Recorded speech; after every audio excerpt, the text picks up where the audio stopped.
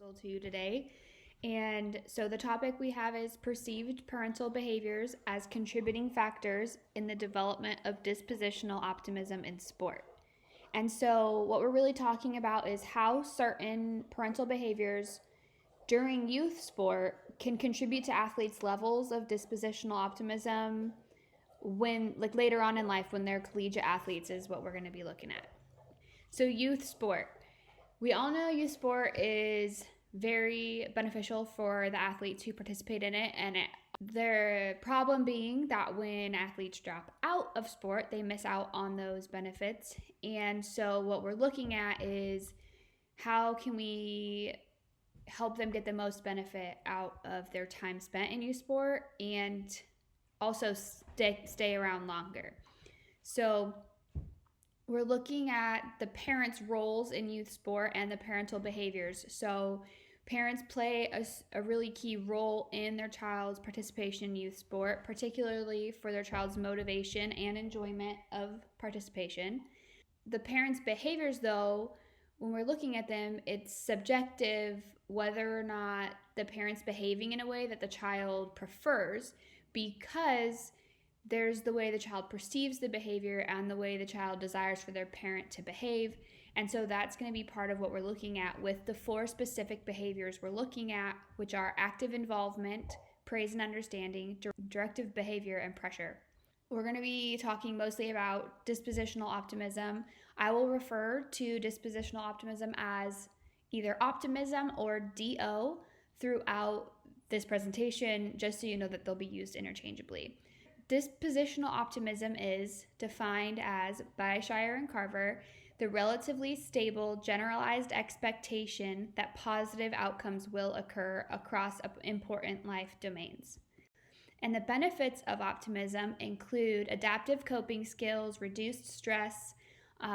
People with higher levels of optimism are more likely to work towards their goals and see their desired outcomes as attainable. And then people with higher levels of optimism also, the higher their optimism levels, essentially, the better they scored on both subjective and objective health tests. People with higher levels of optimism are also typically more persistent through their education. They're more likely to be proactive about their health, which explains why their health tests were better. There are also numerous benefits of optimism in sports specifically. Optimism has a negative relationship with stress and burnout. Athletes with higher levels of DO are more likely to believe in their ability to achieve successful outcome and focus on it. They're more confident in their ability to successfully complete their goals, which means they persevere in working towards them. And then the relationship between optimism, resilience, and sport confidence are also associated with peak performance. So where does optimism come from? Well, their studies have shown it can be developed through sport. It's also genetic. Parenting styles play a role. Those who come from a planned pregnancy have higher levels of optimism. Socioeconomic status in early childhood affects levels of optimism. That being said, there's not a lot known about the factors that contribute to the development of optimism in athletes specifically, so that's what we're looking at.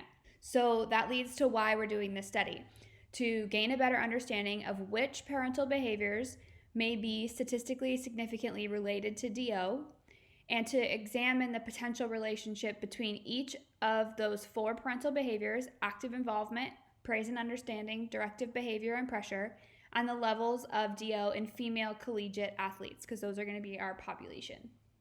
The general problem we're working with is that the specific contributing factors to high levels of DO in sport are not well known. The specific problem is not knowing the precise behaviors of parental support that contribute to athletes' levels of DO results in missed opportunities to improve DO for athletes, which also leads to missing the benefits that DO provides in sport and in life. If known, youth sport parents and coaches and youth sport organizations would be able to provide better opportunities for athletes to develop higher levels of DO, or create an environment that fosters DO, which would be important so that more athletes could have higher levels of DO and benefit from the obvious benefits.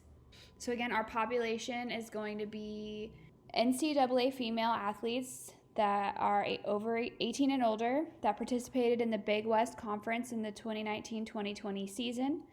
Without reading you every research question, essentially what we're looking at here is there a relationship between the female varsity collegiate athletes' levels of dispositional optimism in sport and then the reported levels of each of their parents' or their parents' behavior, each one of those 4 behaviors.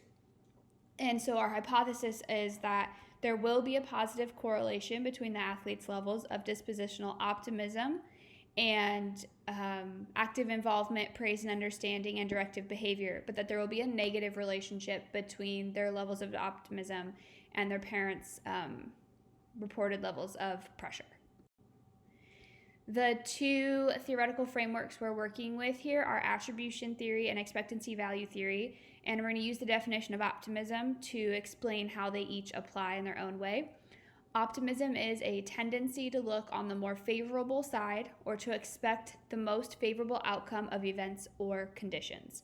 So attribution theory addresses the look on more favorable side portion of this definition by looking at past events. It looks at how a person attributes outcomes of the past.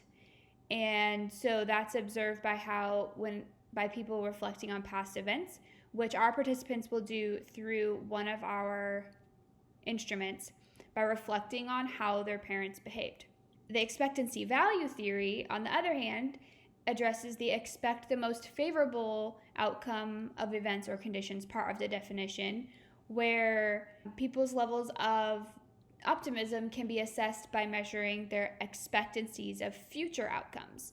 So in that one, that's going to be how we're measuring the athletes' levels of dispositional optimism, is they're going to tell us essentially how they expect to perform or what their expectations are. So we have a demographic survey so we can get some general background and sporting history of our athletes or of our participants.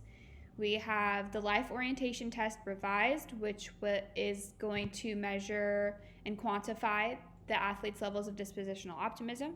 And then we have the parental involvement in sport questionnaire, which is going to measure the athletes' their perceptions of how their parents behaved and how they desired their parents to behave when they were in youth sport.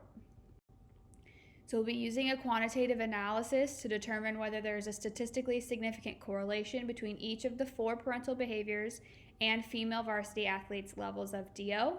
So in summary, our goal is to help bridge the gap between what is known about developing DO and how it may be intentionally fostered through sport, and for the results of this study to help parents, coaches, and youth sport administrators gain a better understanding of which parental behaviors may be significantly related to athletes' levels of DO, so that they can create environments that foster higher levels of DO for youth athletes.